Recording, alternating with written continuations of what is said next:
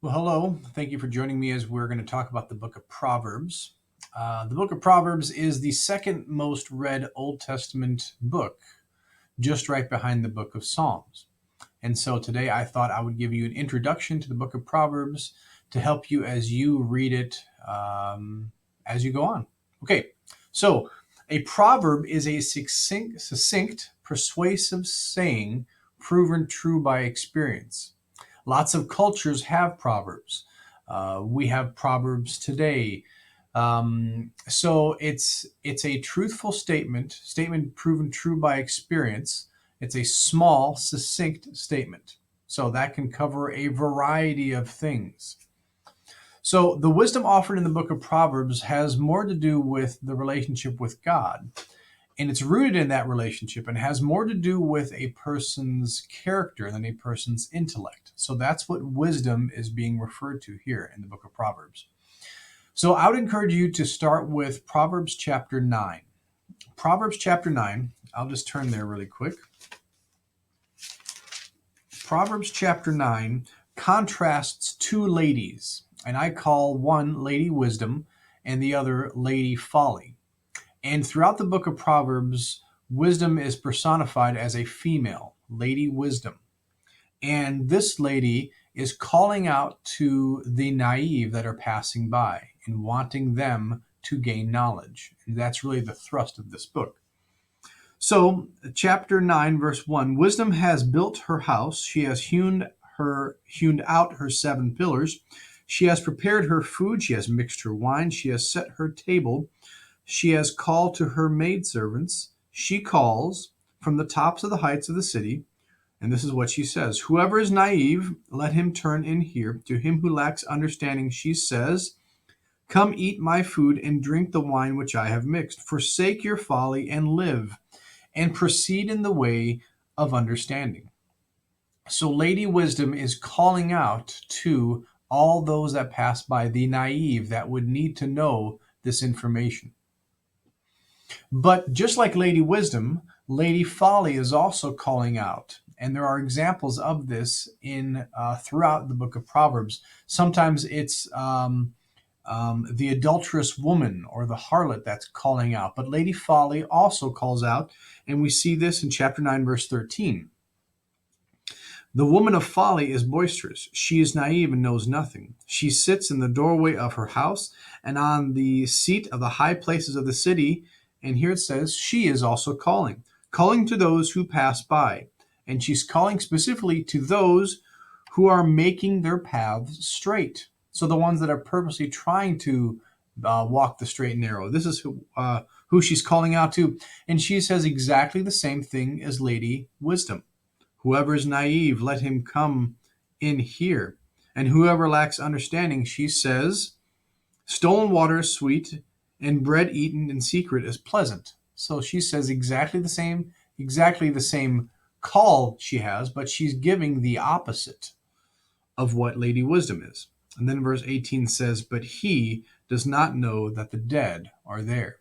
So all throughout Proverbs, it's contrasting these two, wisdom and folly, foolishness, and it does this in a variety of ways. So there's a couple things we should say by the way of introduction for Proverbs. Proverbs are not promises. They are not guarantees. The proverb that we often quote is, train up a child in the way he should go, and when he is old, he will not depart. That is a great proverb, but that is not a guarantee. We would like for it to be a guarantee. We would like to be able to say that if you have trained up a child in their walk with the Lord, then it's a guarantee that they will not depart from it. It's not a guarantee, it's a prescription. This is what we should be doing. We should be training up children this way. But unfortunately, it's not a guarantee in that respect. They are not necessarily commands. There's a proverb that says you should not be friends with a hot-tempered man. It's true.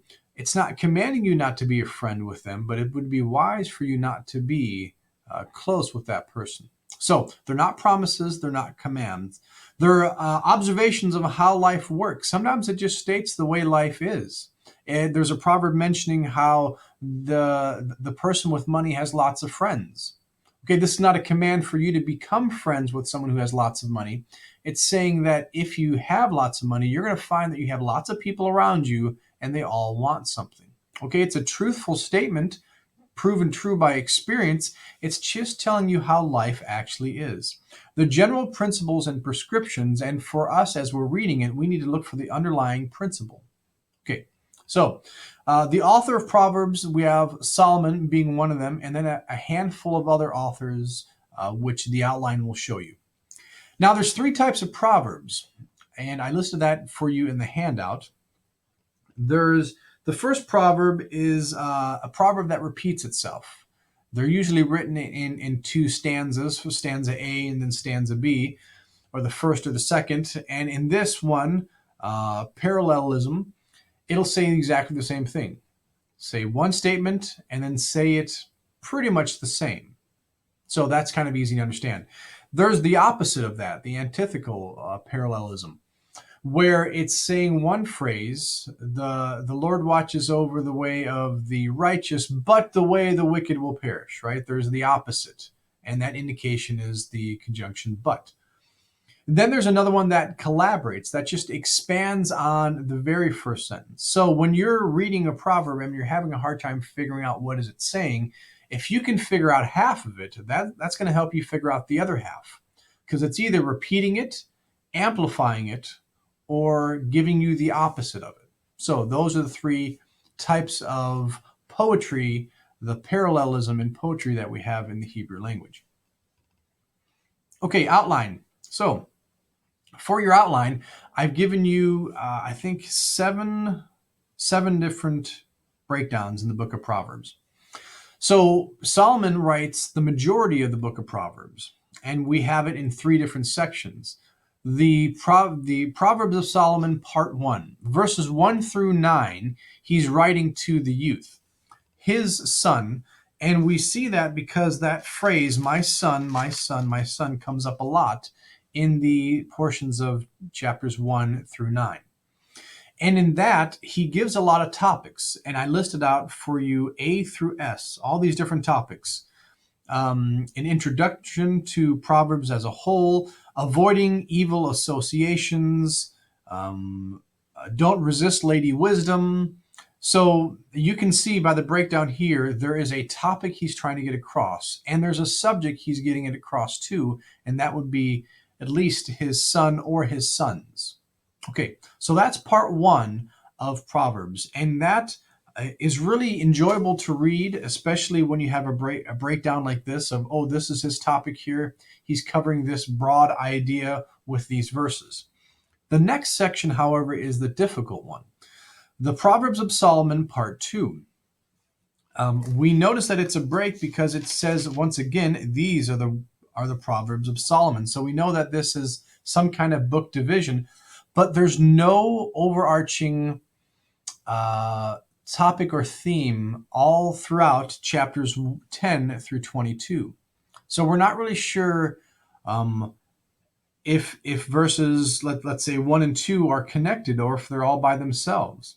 And so usually they are written out just as one verse or one stanza is all by itself, independent. And occasionally it'll tie in with the following or the preceding verse, but usually it's just all by itself. So when you read this section, it's good, small chunks of information, but we're not trying to find how chapter 10 all says one thing, because it's not. So that makes it a bit difficult. This next part, part 3, we have the sayings of the wise. We have, at the beginning, we have these are the 30 sayings of the wise. And let's turn to chapter 22. Chapter 22, verse 20. Chapter 22, verse 20. Have I not written to you excellent things? That word excellent, at least in mine NASB version, it might be translated different in other versions. That might be translated the word 30. So it would read, have I not written to you 30 things? So this is where we get the idea of the 30 sayings of the wise. And that at the end of the 30, there's 5 additional sayings. So this section would be the 35 sayings of the wise. Now, people have broken these 30 or 35 sayings down differently. I gave you my 35 breakdowns and the ability for you to go through that and actually write your own summaries, because I think that's helpful for you to read it, digest it, think what it's saying, and write your own summary of it. But also, something unique about these 30 sayings, the first part, is that they are adapted from a Egyptian document that predates the life of Solomon. And that's okay. We see that whoever actually wrote this had that document at hand and alludes to it, sometimes very closely and sometimes just really broadly. He alludes to it in his 30 sayings for the wise. But something he does add in here is the connection to the Lord that the Egyptian document definitely would not do. Okay, so that's the 35 sayings of the wise. And then we have an additional Proverbs of Solomon that were collected by King Hezekiah. And there are small topical collections that you can work your way through in that segment from chapters 25 through 29. And then the rest of the last three sections of Proverbs all have to do with the last two chapters. So we have the words of Agur, and that is starting in chapter 30. And something unique about that would be his use and repetition of numbers. You'll see that he says two things that I have noticed, and then he talks about verse 15, he says, four which are not enough. Verse 18, also four. Verse 21, four things that cannot bear. So he uses the number four as a repeating theme and idea. And that gives us an idea of this is his section of Proverbs, of this man. And then we have King Lemuel. We have his Proverbs here from verses 1 through 9. And that's all about avoiding women and strong drink and defending the rights of the needy. That's what the mother has given to his son who became king and wants him to remember those three topics. And then we have, to finish this up, we have the poem of the virtuous woman, the Proverbs 31 woman. And that's written, we believe, by a different author completely. And it's all about the example of the godly woman to follow for others. So I hope you found this to be helpful. Oh, for Proverbs 31, it's an acrostic of the Hebrew alphabet. So even though it doesn't translate into A, B, C, D for us, in the Hebrew, if we were reading this in Hebrew, we would see that it would follow the Hebrew alphabet and give exhortations to this godly woman in each one of those alphabets. So that's kind of unique. Very much poetry. Okay, I hope you found this to be helpful, and thanks for joining me.